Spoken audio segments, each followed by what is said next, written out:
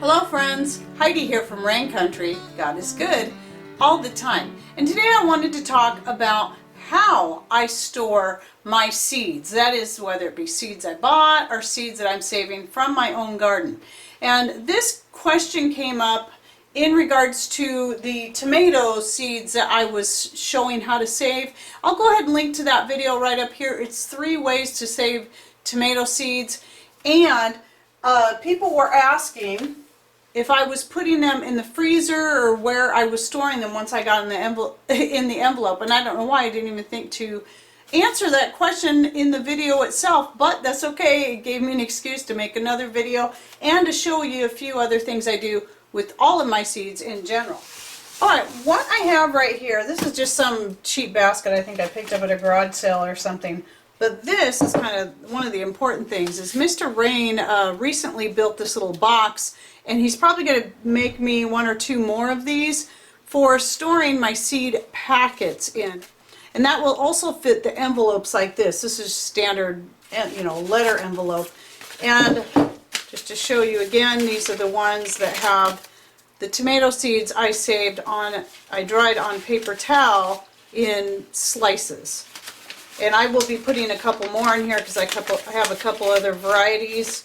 And I'll also be saving seeds from this one, which I'm guessing is a Cherokee Purple. I don't really know for sure. I grew this year and totally forgot that I had grown some purple tomatoes. What had happened was I had bought some organic heirloom tomatoes. It was just a variety blend from the store because they had a really good price on it, and was trying them out, and I really liked the purple one, but they weren't specific on exactly which variety of purple and so on they were. And so I liked the purple one so much that I saved the seeds from it and then forgot all about them until this last year. Then I started them in a pot, and I didn't label that pot, and I had forgot that I had planted the purple tomatoes in there. When they started growing, I was thinking they were the Amish paste. Initially I thought they were the cherry tomatoes, but then as they started growing I thought, oh, I must have mistaken those for Amish paste.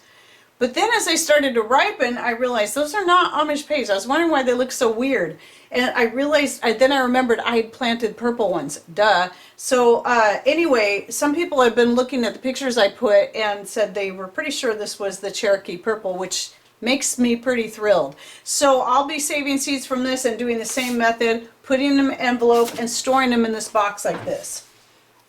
So that is just one way, and he's got dividers in here just to kind of make it easier.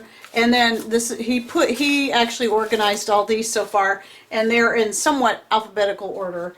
I need to go through there and sort them out some more, and I still have a ton more seeds to add, because before what I was doing was putting them in old coffee cans and then organizing them by like beans and corn in one, and lettuces in another, and herbs in another, but this is just going to make it a lot easier for me.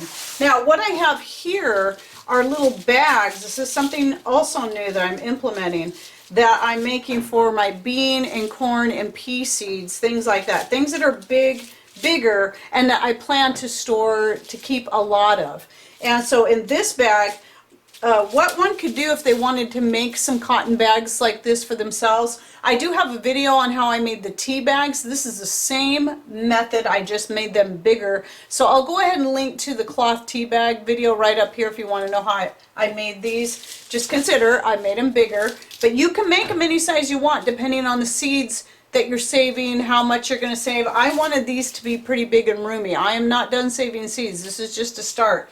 I'm going to have this bag packed full, and then I'm going to have more when it comes to the runner beans. That's what these are, Scarlet Runner. So right now I have them color coordinated, but if you wanted to, you could simply write with a Sharpie on here what it is. But I know what these are by the color. This is the purple potted pole bean in here.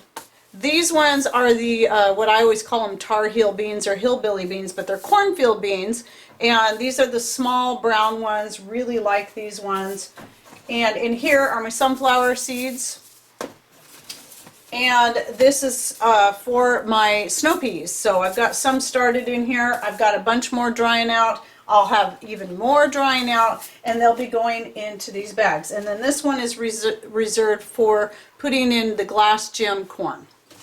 And then I just save this whole basket, it just stays back in my pantry room where the temperature stays cool year round, and it stays pretty dark in there. So that's where we have all our canned goods and stuff, so it's the perfect place for me to store my seeds. I do not freeze them. I used to when I first started.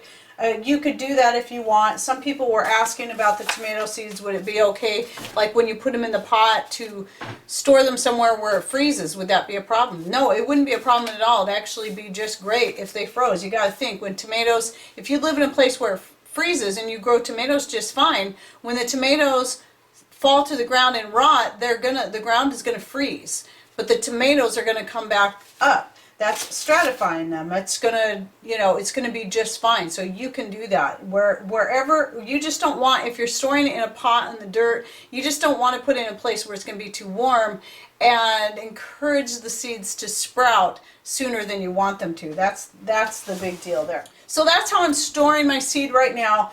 And I thought I'd go ahead, since I'm here, and talk a little bit about drying my beans and peas. Now, last year I tried something totally different, and it ended up not being a great idea.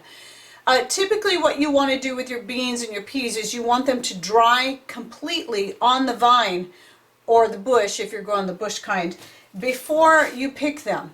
A problem is around here is by the time they get to that point where they're starting to dry, it's when our heavy rains start coming, and they never really fully get dry, and then they just mold and rot.